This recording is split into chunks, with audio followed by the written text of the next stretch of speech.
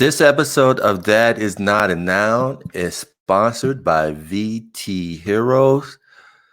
Take it away, and thank you, VT Heroes, for sponsoring this episode of That Is a Noun. That is not a noun. Let me do it over again. Hey, I want to thank VT Heroes for sponsoring this episode of That Is Not a Noun. Take it away, VT Heroes. And again, thank you for sponsoring this episode of That Is Not a Noun. You just got kicked in the gut. Punch in the face. Customize your hero using color, element, and totem. Flip your action cards to determine the winner. Yes! It's my turn now. Collect, trade, battle, and win. A new fighting card game has arrived. Play VT Heroes.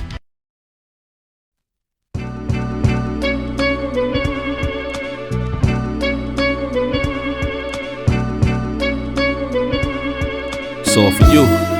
Yeah, yo. There whenever it matters, and even more when you feel like it doesn't. Protect you so you never feel like you wasn't. Know I'm right alongside you. Either that or I'm behind you, but always got you. End of discussion, nothing means more. First one to offer is shoulders for what you reach for. Thought I saw the eyes of the world until I seen yours.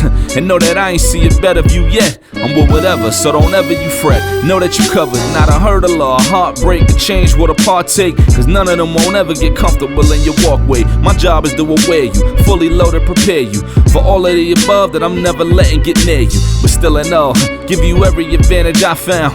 Couldn't find a better fit for them, along with my crown. And since the baton was passed, I've been down. Cause failing's not an option, and dad is not a noun, not at all.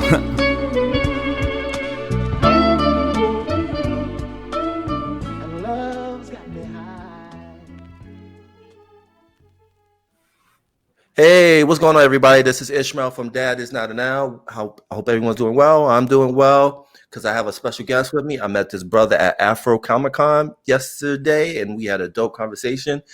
I asked him to come on the show, and he's on the show. Ian Walker, how you doing, brother? I'm doing good, man. How you doing? I'm great, man. My first question to you, how's your heart today? Man, I'm gonna tell you, I love that question.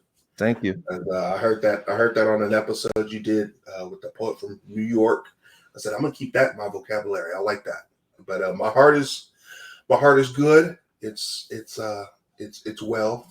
I'm making a lot of strides, a lot of moves, and I just moved from California to Alabama. I'm a freelance artist, graphic designer, illustrator, and my folks are like, hey, whatever you can do to get your, pursue this dream, whatever we can do to help you, we can. So I'm extremely grateful to them for allowing me to do that and giving me the grace to be like, do you? You're here doing what you got to. Every single day they're like, hey, I know you're doing what you got to do.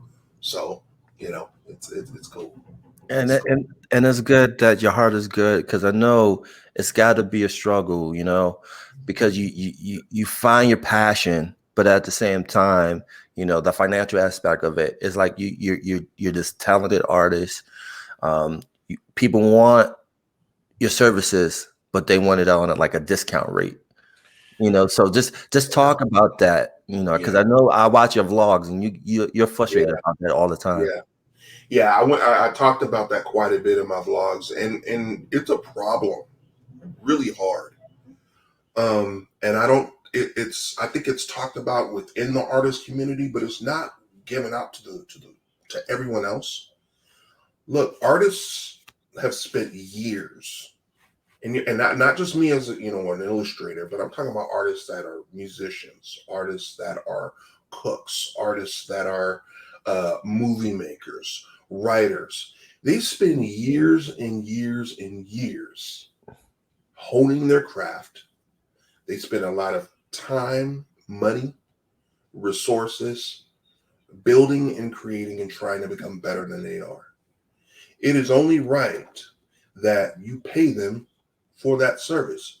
You wouldn't dare go into a Michelin star restaurant, whether that Michelin star has 1 or 5, and say, hey, I know you got some filet mignon in here for about $300, but how about you come in and I get that filet mignon for like, $5, because that's what I can afford, and that's a part of my budget. Or you got or a restaurant down the street, which is the penultimate problem. Hey, I'm looking for people to come to my restaurant that I just built down the street. We sell filet mignon too, and it's not as good quality, but instead of $500, you get it for $5. People are naturally what's going to happen. I mean, people always want a discount. They don't generally always like to pay for value because they don't recognize it. So if they can get something of lesser value and lesser quality, unless they understand it, they're going to go for that, and that ruins the rest of us who are trying to create a delicious filet mignon that is worth $500, but we're getting put out of business by the person that's selling filet mignon down the street, in a strip mall for $5. You know what I mean?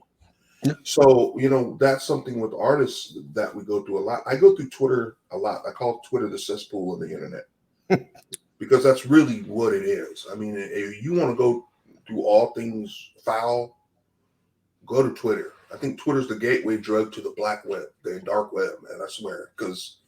And you get a lot of artists on there, and sometimes great artists, actually decent artists, that are so quick on wanting to make a quick buck that they will sell their services for way less than they're worth, and then they get overwhelmed and can't keep up with the work and then end up not delivering, thus giving a bad name to the rest of us who are trying to create something of quality and of worth to people.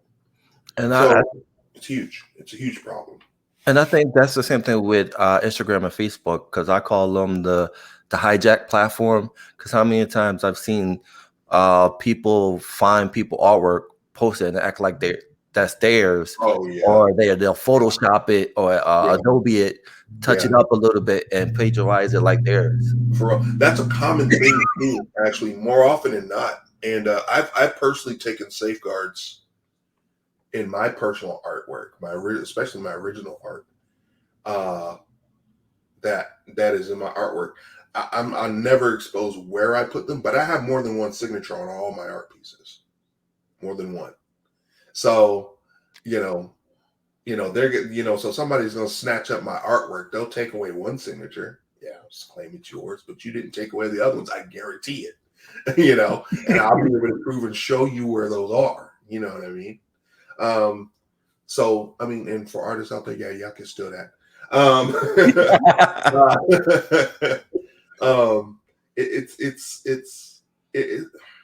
The dishonesty that's out there, the people wanting to make a quick buck is huge. My biggest thing that I've been learning as an artist, especially as of late, that's really important, that I think we tend to forget, because there's the whole starving artist mentality and all of that. And because we're trying to prove ourselves so much by trying to bring in the amount of capital that's needed to survive, or just live. And like I said, just survive. We're not trying to be rich, but just survive. We tend to take whatever is given to us or presented to us at times. And that's not good either. Puts us in a box sometimes. What artists need to do, we're in a business of creating emotion. We're supposed to, as artists, our jobs are to make people feel through the things that we create. That is a service. That is a service. Okay? So, if we artists kind of put ourselves in that mindset to serve first before selling, which is, I'll be honest with you, something that I'm learning. And I'm not going to act like I came up with that myself, because I didn't. There's a marketing guy that I follow called The Future on the internet, The Future, FUTUR, who had a segment on that, and that hit me like a ton of bricks. Wow. You need to serve before you sell. So just because somebody comes up to you, hey, I want to sketch my D&D party and stuff like that. Okay. Well, what are you doing it for? Oh, I'm doing it for this. I'm doing it for this. I'm doing it for this. Because what happens is when you ask those questions to solve a problem or to build a connection, which is what you're doing with your art, they're qualifying themselves and justifying the reasons why your price is justified. You know what I'm saying? Right. So when I understood that concept, I was like, wow, okay. So, we as artists, we get those questions answered, be like, okay, well, how much are you willing to spend on that? What's your budget looking like? Then you find out where they're worth, where they see your worth at. If they think their happiness and their D&D party is worth $40, maybe we're not the artist for them, and we have to be brave enough and be willing enough to say, you know what, I don't think I'll be good for you. And generally you would turn them over to somebody else. I honestly don't turn them over to somebody else because I don't think anyone deserves mediocre art. I agree. So I won't turn them over to someone that will create the same thing but more cheaper for them. So for me, that's kind of hard to do that for that reason. But I'm brave enough to just say, hey, I'm not the person for you. My services aren't for you, unfortunately. I hope you find somebody that will do that for you. But I'm not going to sacrifice and bring down my standards and the training the time that I put in, and to value all of that just to make a quick $20 on a commission with 5 people on it with colors that they want, with their crazy demands and all of these things. You know what I mean? It's ridiculous. It's ridiculous. I'm never and no artist should ever do that, no matter what they do. Photography, painter, musician, whatever the case is. We spent time honing our craft. We learned this. They're paying not only for the emotion they get, but they're paying for our time and our experience. Yeah, definitely. And it's just crazy because, like any profession, they have a pay scale when it comes to the market value. Like if you look at the NBA, right? Like the dude that won't get burned at least $1 million. Right. Yeah. You know what I mean? Yeah. He's just on the bench. Yeah. You know what I mean? Even the mascot got one, you know what I'm saying? And there's nothing like that in the art world. Do you think there should be one in the art world, or it should be on an individual basis, depending on their work? I think it should all be dependent on work. I don't think there should be like this whole, style of NBA-esque type of format, because again, everybody is different, and I think also there are too many genres of art and just illustration alone, right, where that can become very convoluted and could become a problem. I think it should just be based on what you put out, what kind of art you create, and your artwork should be the thing that speaks for you. Your hustle and what you're doing should speak for you, and let the people recognize your value, and let your work ethic and what you produce speak for you, instead of again, we were talking about earlier, comparisons. Instead of overly comparing yourself with somebody, I think comparison is good in it has its place. I think comparison is a good learning tool, because without comparison, you don't have a place to strive for, and you don't have something to learn from.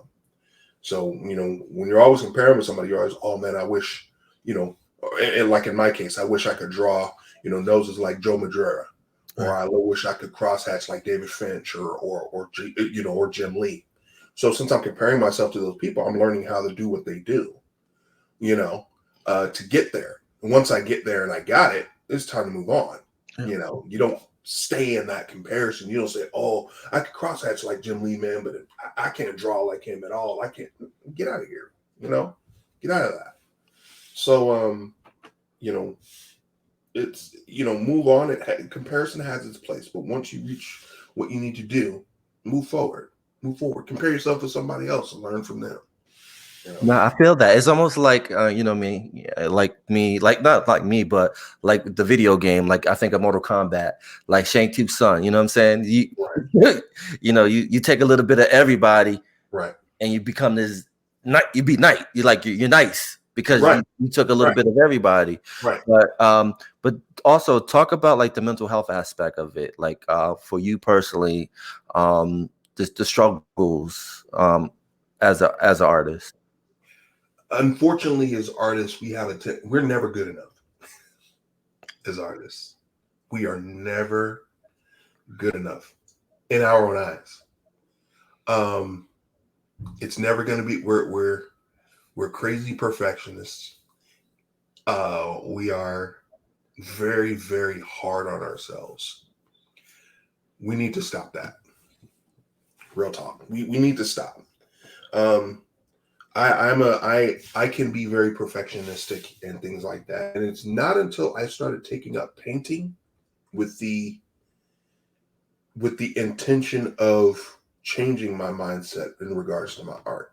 Because before I used to just simply do which I still do, cartoons, caricatures, comic books, children's illustrations, whatever, pencil, pen and paper, but I go back and, oh, this is erased. Oh, this doesn't look good. I show it to somebody. Oh, this looks good, Ian. This is great. Yeah, but this is sorry right here. And I'm not going to get good enough. But when I started taking up painting, I went in with painting with the mindset of, okay, whatever happens, happens. Right. You're not allowed to get mad. You're not skilled with the medium yet. So if you make mistakes, roll with it and watch what happens.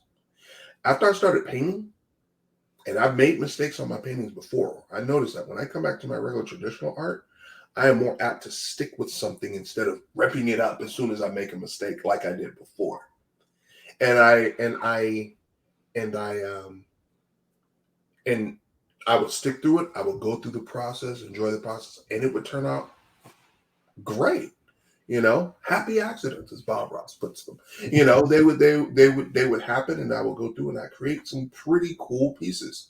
Sometimes there's pieces now that don't come out so great, and it's like, you know what? Hey, I learned from this though. Next time I can do this and this and this. So that's what I did for my own mental health.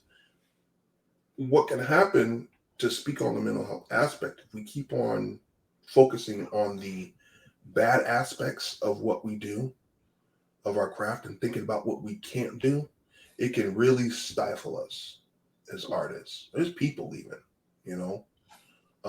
I've in the past, I've sat on ideas for years, comic book ideas for years, because I wanted it done in a certain specific way.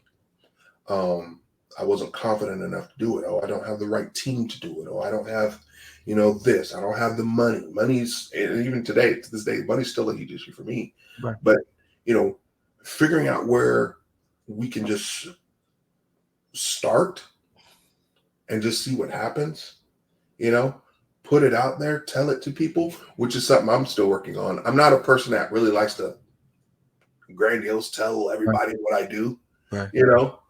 But I'm getting to a point where I'm going to need to have to do that. My mom will get on me all the time. You don't say nothing. I don't understand it. How you gonna get yourself out there if you ain't say that to people? I'm like, Right. oh, you don't know. But she's right. She's right. And my mom is one of my hugest supporters from day one. Ever since she knew I could build Lego blocks, she's been, in every aspect. She's never discouraged me from my work. And I'm blessed, I think, in that way, because there's a lot of parents who will say, oh, art, but that don't make no money. Like, you need to do something to make, family. Now, my mom is balanced now. She's a realist. Right. She's a supportive realist. She's like, all right, you've been doing this for a minute now. Now keep doing what you're doing. Don't stop. But it might be a good idea if you can do a supplement that. And sometimes, I can have those conversations with her, right. Whether she'll get an understanding. She'll be like, you know what? Okay, fine. She'll back off. So I've been blessed to have parents, and especially my mom, as a supporter of everything that I've done. And I think that's pivotal to artists' mental health too, because it's hard to get yourself out of that rut. But when you have someone behind you that believes in you, Right. That muse, so to speak, that keeps you going, it really helps a lot. So I encourage artists out there to really find that muse, find that person who sees your stuff and is your cheerleader, like hands down, because they're going to get you out of the things that, those low spots where you're at. And no matter what it is, like I said, if you're cooking, you're a podcaster, you're a photographer, you're a painter, you're construction art, you're whatever it is. If you're creating with your hands, that's art. Yep. Period. That's my philosophy. If you create it with your own hands, you're creating, you're making art. It's a form of expression. So even if it's a mayonnaise sandwich, as nasty as that is, it's art.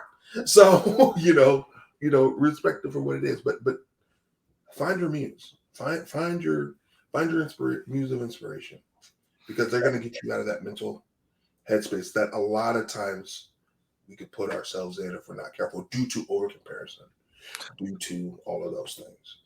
And I think that's important too. And, this is one of the reasons I created the platform, because I think fatherhood is a work of art. I think the process, the journey, you talk about working with your hands, but, Right. Working with your voice, having patience, that is a work of art. So just talk about the work of art of fatherhood to you. Well, I created my work of art 16 years ago. My boy is the best, one of the best things that has happened to me. Even though the marriage didn't quite work out, he was the best thing. He was one of the best things that came out of that. He is. I remember. It was very important to me to have a very close relationship with my son, and to create a relationship where communication was open, literally from the beginning. So I ran an experiment. Actually, there's this study when my ex-wife was pregnant, when they're like, hey, if you talk to your child, they can hear you and they can, honor gesture. And I was like, I wonder. So, what I did was every night my ex-wife and I would have this ritual. I would rub cocoa butter on her belly, and while we were doing that, to prevent stretch marks and stuff. Right. And while I was doing that, I would be talking to my wife and I would be talking to my son. And every time I talked to him, I'd grab her belly and I'd be like, Jalen. His name is Jalen. I said, Jalen, what's up, buddy? And I'd just talk and would say, whatever, right? Just whatever stuff, stuff we're going to do, whatever the case is. I did that every single day. Wow. While she was pregnant. The time I found out that he could hear, I started that. I did it every single day. So when he was born, finally, the day came when he was born, and I said the doctors took him, put him in his incubator. He was sitting there and he was sleeping. And I'm like, okay. I said, I wonder if he'll recognize my voice. So he's turned away from me in the incubator, and I go up to him and I'm like, hey, Jalen. Same like I did every night since he was born. Ishmael, my son, turns his head and he has the biggest grin across his face. Wow. He knew exactly who I was. I lost it. I lost all the knows who I am. Dude, I was floored. Wow. But the reason why, I love that story, it's one of the greatest experiences I've ever had in my life. I never forget it. I love telling people. Right.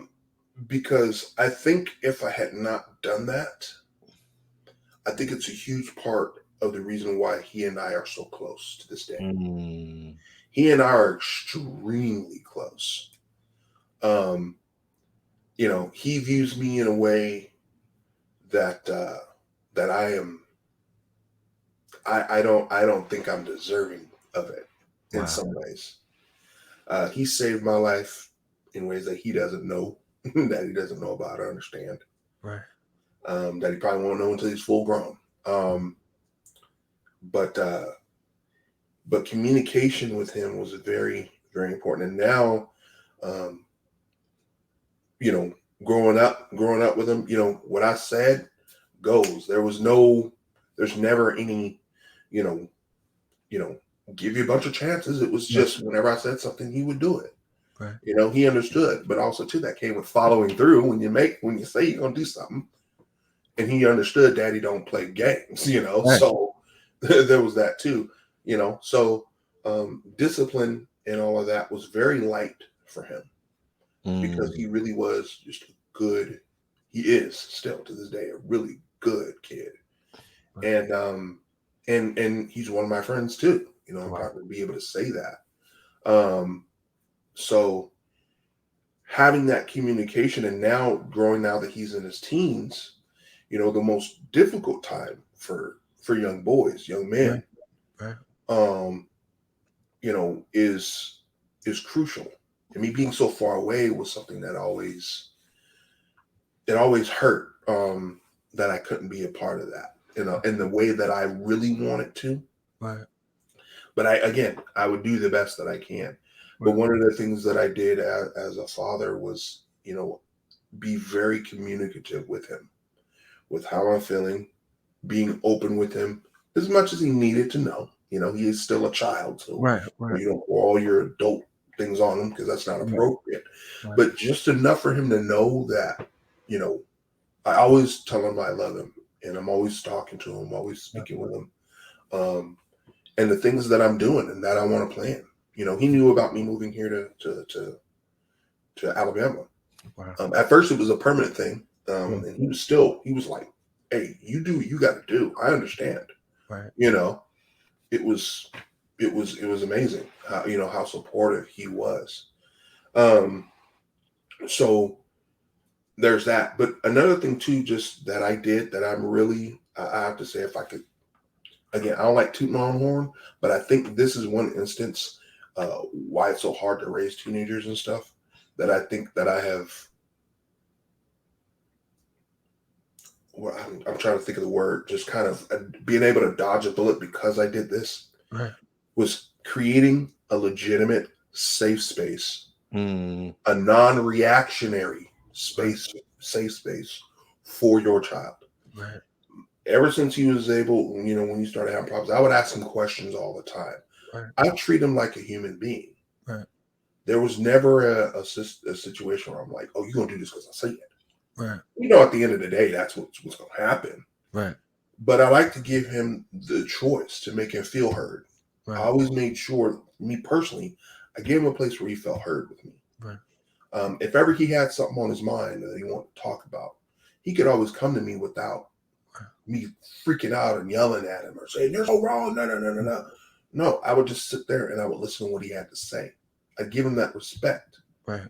And that is so important because a lot of parents nowadays either want to be their child's friend, but in the wrong way, by letting them do whatever the heck they want, thinking that they're the cool dad or the cool mom. Sit down. Okay, sit down. Those are the same kids who end up at the end of the day, unfortunately, shooting their parents or doing something crazy, at the end of the day, because you was being cool instead of disciplining and teaching like you're supposed to. So, I was able to strike that balance with him. It was a safe space. He said some stuff, Ishmael, bruh. I would be like, "Yeah, Dad, so I feel like this," and inside I'm like, but outside I'm like, okay, yeah, all right. And I just listen to let him say his piece, Right. I let him say what he has to say what's on his mind, because he has opinions, he has thoughts, he has feelings. Those have to be expressed, and I let him express those things. And I don't tell him that he's wrong for having them, because they're not. Now, if there needs to be correction in those thoughts and patterns, then most definitely, and that's where proper discipline comes from. I think I myself have been able to do that pretty successfully, and I think is why our relationship, generally a parent and child's relationship, kind of falters and is a little weakened in that, especially in that teenage phase. I think for us, it's gotten a whole lot stronger and deeper in that way. And there's parts, man, where I falter, where I'm not consistent, or I'm not, doing some things. But all in all, I've I'm pretty happy with the fact that I've got the relationship that I have with my son. And that's not to knock his mom. His mom is an amazing mother. Right. She's an amazing mother. Right. Very hardworking, very caring, and she loves him just as much as I do. So there's no ill will with that either. So Right. that's another big thing I want to talk about too. That's super important. That I think also helped. I allowed zero disrespect of his mother. Wow. Towards in any form. Right. There's no playing two sides. There's no, none of that stuff. Because I always put in his head, I said, your mother and I were the ones who helped to create you. I said, you disrespect your mother, you're disrespecting me. I don't like disrespect. Right. So what happened between him and his mom, or his mother and I, have Right. nothing to do with him. Right. Has nothing to do with any of that. So for him, he wasn't able to play that. Oh, if you had to love, oh, my mom said this and you said that. No. We work very well together in that aspect. And he's tried it, of course. Right. He's tried it, but he's failed every time. I'm 300 miles away. I know everything you're doing in school. And he wonders how. I'm your daddy. I'm gonna know everything. So that, but not talking bad about your ex-spouse to your children is huge. Do not do that. Right. Do not do that. Do not do that. Because even if the other side was talking bad, say for instance, my ex-wife did talk bad, what's going to happen is the child after a while is going to start to see the difference. Oh yeah. So if I can give a tip to any single fathers out there right now that is dealing with stuff like that, when mom was talking trash, she's giving you a bad name, whatever. If you're already talking trash about her back, cut it out. If you're thinking about, oh, she's this, and then put your feelings aside. Your feelings have nothing to do with that baby. Cut it out. Don't do it. Right. And help them to understand that they're a part of that. Do not talk smash crap about your ex to your child at all. It's inappropriate. It's disrespectful. Don't do it. It's not going to help you in the long run. You're no better than the one who's talking mess about you at the end of the day. And I think you're right too. Is because kids they see it. Mm-hmm. You think they're not paying attention? Oh man, they see everything. You think they're playing dumb? They're not playing dumb. No. And the parent that talks the most mess about that parent, they're gonna gravitate to the other parent because they're gonna try to find out like what's the actual situation, what's going on, and they see something totally different. They're like, yeah. Mm-hmm. And then the relationship it hinders. And it's good to hear that, even though the relationship didn't work out, but the relationship you have with the kid, your relationship with your ex and your kid is still good. And that's the most important thing. But, also talking about mental health too, but just talk about the dynamics and the struggles of being a single Black father. It's hard. It's hard when I have times when he'll come out and visit me, and the days when he leaves, man, are some of the roughest. I'm currently not with anybody right now. I have a girlfriend, nothing. I'm just riding the wave solo. Right. So dealing with I deal with, on a personal level, I deal with extreme loneliness and depression. I deal with that quite a bit. And so when he's here, it's all those troubles are gone, man. I mean, we just have a good time. I don't focus on that. I'm around him. Right. He's just a joy, but afterwards, coming back and not having your child around, it's rough, man. It gets rough. So that's why I encourage communication, even if you're on the phone with your kid for like 5 minutes, or you call your kid every day if you can, every other day at the least, you know what I mean? I know that's helped me out. Being a single father, as far as mental health is the case too, we're always as men, we're problem solvers. We're trying to, we're all, it's, I think it's in our nature to build families, to build period, but to build families or to provide and to care for our families. A good man will do this. So some of my struggles have been trying to take advantage of the quote opportunities that are out there for, you know, people with low incomes and things like that. Because when my divorce was final, I was brought back to zero. I had to start from scratch. Wow.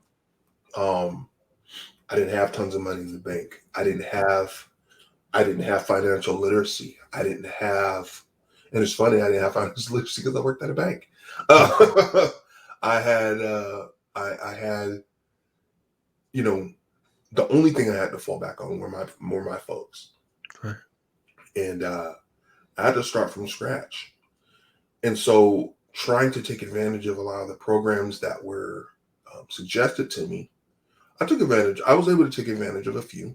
Right. But when it came to housing, which I think is the biggest problem, Right. Especially for single fathers that, you know, need to have those low income or almost no income, is Right. extremely difficult. It's not made for us. Right. It's not. I had an experience where I went and applied for an apartment in a low income facility, and on the application they ask you about, you know, how many children you have. Right. You know, so I put my son, and that's how often is he with you, whatever. I put that information down. And, you know, I submitted my application and they're like, oh, okay, we'll take your application. Look at me. And they're just like, oh, so are you avidly looking anywhere else too? I'm like, yeah, I've been putting, you know, in places too. So, okay. And I didn't realize it till later, but she's like, yeah, well, maybe some of those places will pick you up too, you know, without her saying it. She said it like, you ain't gonna get in here, dog. You don't, you know, you're not a single mother with a child or 3 kids or whatever, you know. She was kind of telling me this is what this is for. Right.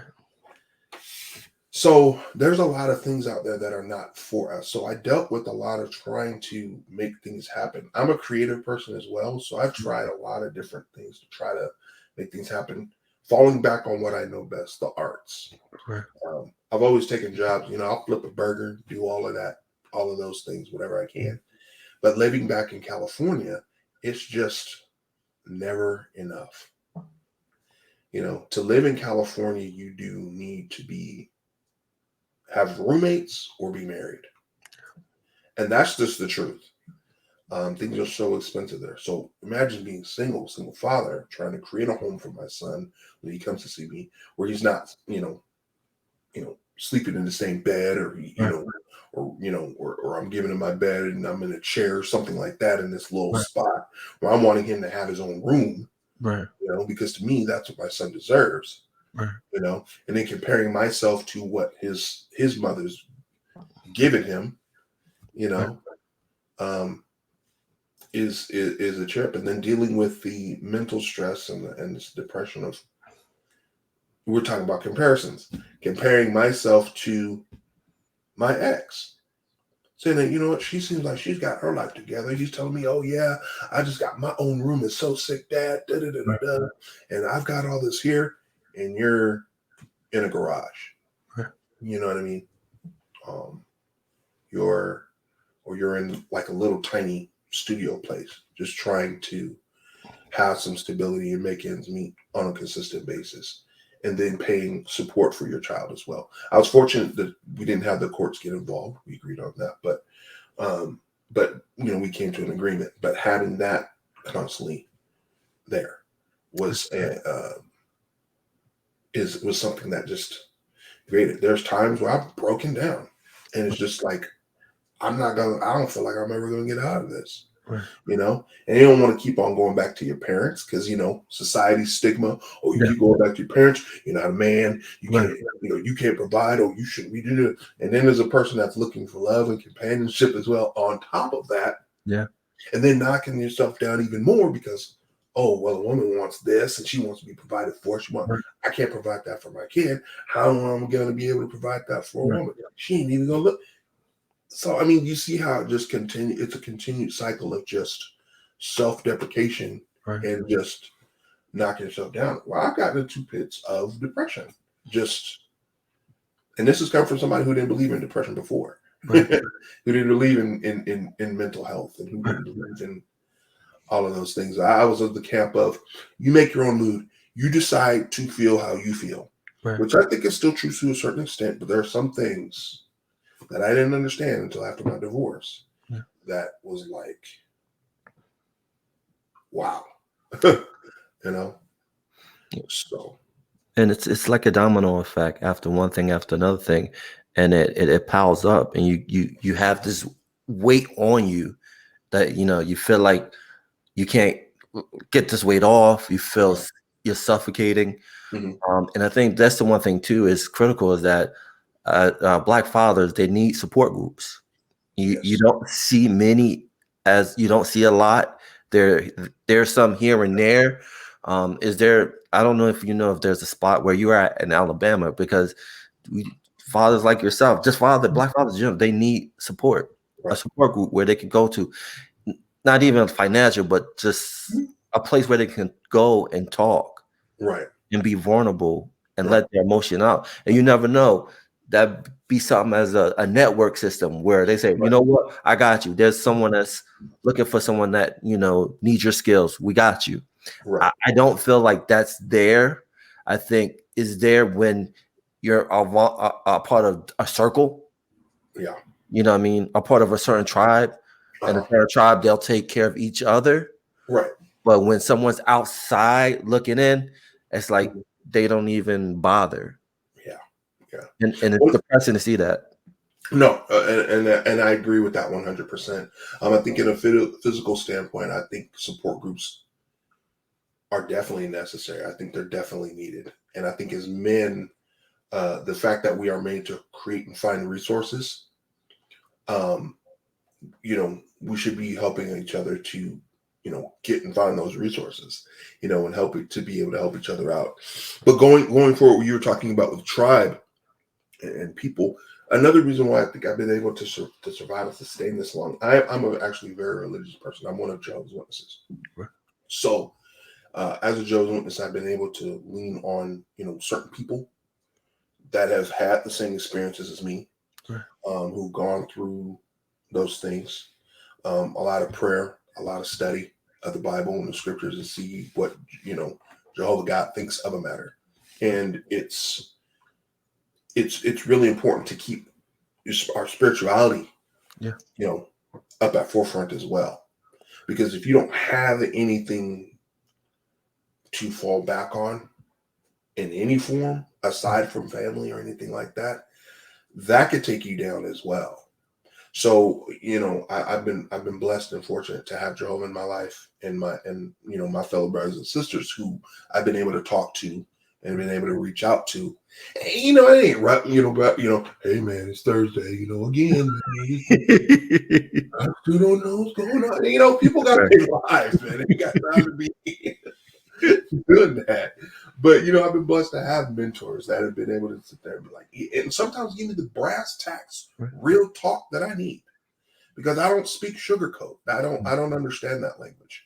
So I understand straight up factuals. I need, straight up, because once you tell me that, I'm the top person. Okay, let me take that and then do something with it. I can't. I don't do anything with sugarcoat. That's like looking at Korean. I don't read that. I'm not like the dramas on TV, but Right. I don't know how to speak a language. You know what I'm saying? So it's so that has been a huge part too. So I always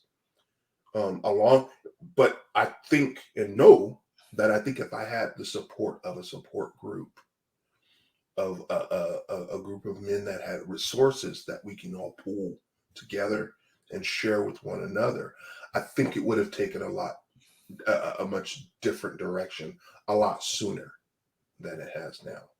I'm in an okay position where I'm at now. I've got plans. I've been able to get myself together and say, okay, I have a plan. This is what I want to do. This is what I'm doing. And I've been executing that plan. But I've been doing it on my own. Right. Right. So again, having that resource is something that would be great to have and great to find, to where It's like, okay, where in the world can I find where dudes where we can just do this and this and this, or where can I find this where blah blah blah blah blah. Be like, hey, bro, I know a guy who knows a guy, or whatever, and can just get that information. At the end of the day, it's all about us executing it, right? That's right. But yeah, I think that's very neat, because I tell you what, man, women have it in spades. Women have it in spades. Yeah. And what's great about women is that when they have to make a way, they find a way. So they have those resources among themselves. Mm-hmm. I mean, a lot. It's true, but diving into also mental health and coping skills. I think one of the things you brought to the table at Afro Comic Con when we had that conversation was you found a way to escape through D&D, which is Dungeons and Dragons. Talk about that. Talk about that. And kind of your coping skills to help you through your depression. Yeah. So I have a few coping mechanisms. Of course, my art is my ultimate escape. I love comic books. Comic books are my ultimate escape. But over the years, I have found that I love entertainment. I love movies. I love music. R&B head right here all day. But one of the things that had helped me a whole lot was Dungeons and Dragons. And Dungeons and Dragons, for anyone that doesn't know or understand, it's a collaborative storytelling game where you create a character and you play the role of that character. You create their personality, you create how they look, you create what they sound like, you create all of those things, and you are immersed in a world or story of the dungeon master or the GM or game master's choosing, and that person gives you a scenario or an adventure, and your character is in that world playing that out. It is some of the funnest times ever. I mean, you can spend an upward of at minimum. I play 2 hours. I play about 2 hours. Longest session I've had was 12 hours I've ever played role playing games. I mean, it is just, you're so engrossed sometimes in that escape. It's awesome. Now, of course, that has its limits too. You don't want to be doing too much where you're forgetting about everything, where you get obsessed. Right. That's why with me, usually I do it weekly. I actually haven't played D&D in some months. And it's because I've been on the grind, on the hustle, trying to make things happen. So, it is a game. I do have the wherewithal to be like, this is a game. It's not making me money. It's not putting me where I need to be. Right. So, but D&D has been a place where I can just, whenever things would just become too much, I would just be like, all right, man, let me become Codus the Barbarian right now and just beat down some orcs or, knock out some space aliens or whatever the case is, and be a hero, here, because at least I'm a hero here, and I know I'm doing something, and being able to take that out. And why I love D&D so much is that Dungeons and Dragons is a great game because it teaches you about critical thinking. It's really heavy on problem solving. You're met with a lot of impossible situations. Though they're set in a fantasy world, sometimes you get met with impossible situations. You learn that not everything is being solved through violence or an action of aggression. Okay, whereas a swing of the axe in Dungeons and Dragons could be a harmful word in real life to your ex-wife, right, or to your wife, or whatever. Right. That's not okay. But sometimes negotiating and talking, figuring out a way to, hey, make a deal with the ogre who's got the gold stash behind him instead of trying to chop his leg off. Right. Be like, make a deal with him and make him like you and share what he's got with you. Can translate into the real world. And you know what? All right, I really want to see the kids.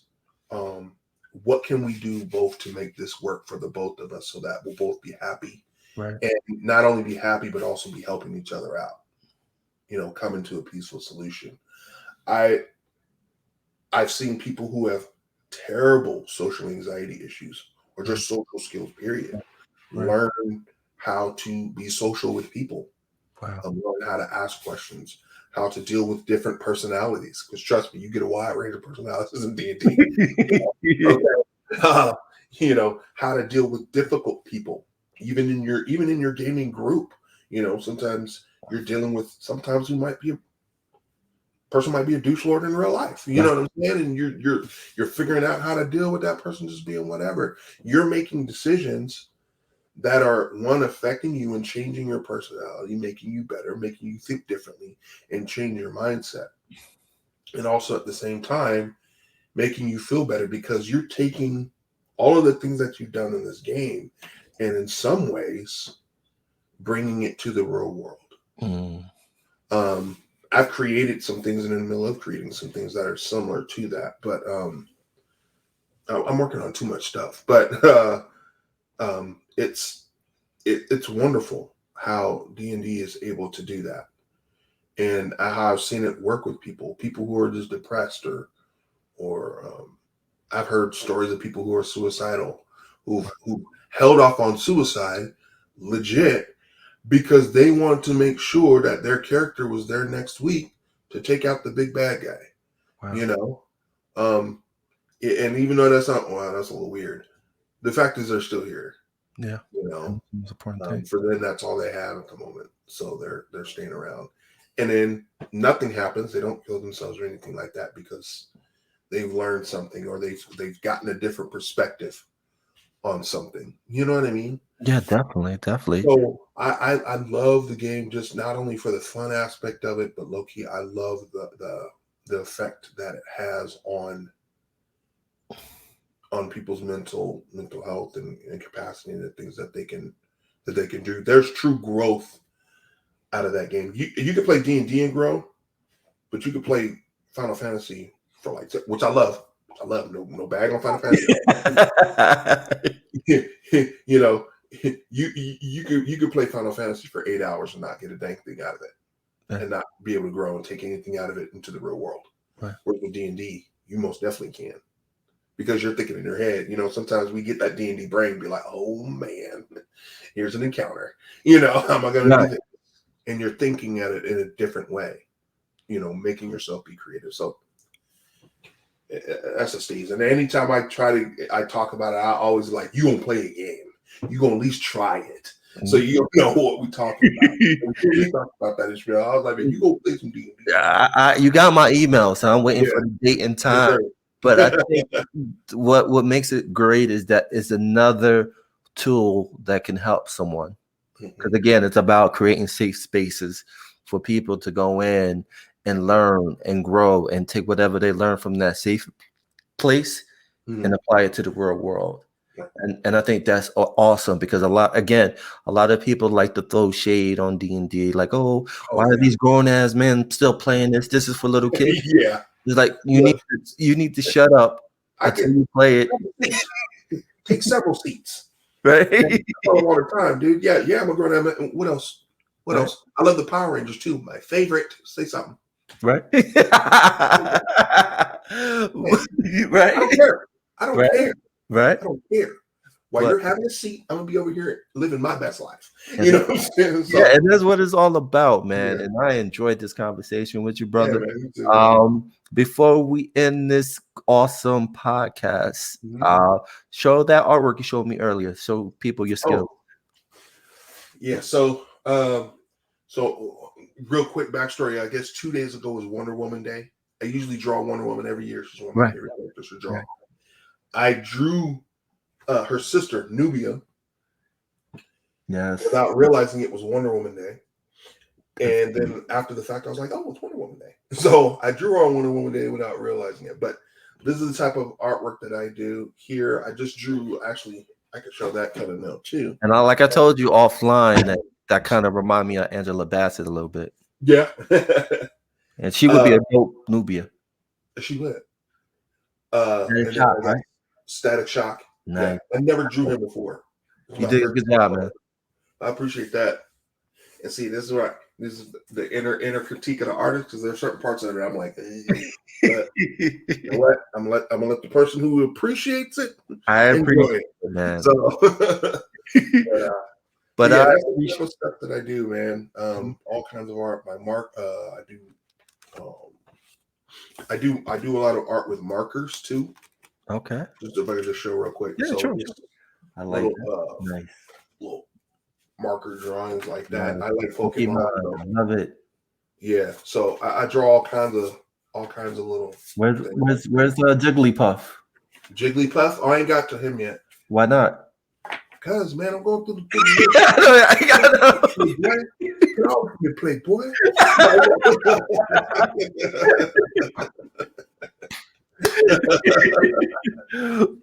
But bro, I know, man. You the artist. You do what you do. I need to shut up. Whenever it comes out, I'll be watching. Cool. Hey man, you get it in the store, dog. Hey, that Jigglypuff pop up, man. You better be the one buying it. That's all I'm gonna buy it. You won't run it off the mouth, man. No. Folk congratulate Drake on their birthday, man. But as soon as you get a pop off, you hear crickets. You know what I'm saying? True. Right. But brother, I enjoyed this conversation with you, man. Where can people find you? All the things. I am on Instagram at ID Walker Art. On the cesspool of the internet, Twitter at ID Walker Art. I have an Etsy shop also, ID Walker Art. Just go on to Etsy, type in ID Walker Art, my stuff will pop up there. I have my podcast, the Stuff Podcast Show. I haven't recorded that in a bit, but hopefully I'll be getting back to that soon because I'm more focusing on my new podcast, which is the Chill and Sketch Podcast, which is broadcast on Facebook, Twitch, and YouTube's, which is all the Art of END Walker or ID Walker Art. So yeah, I'm all over there.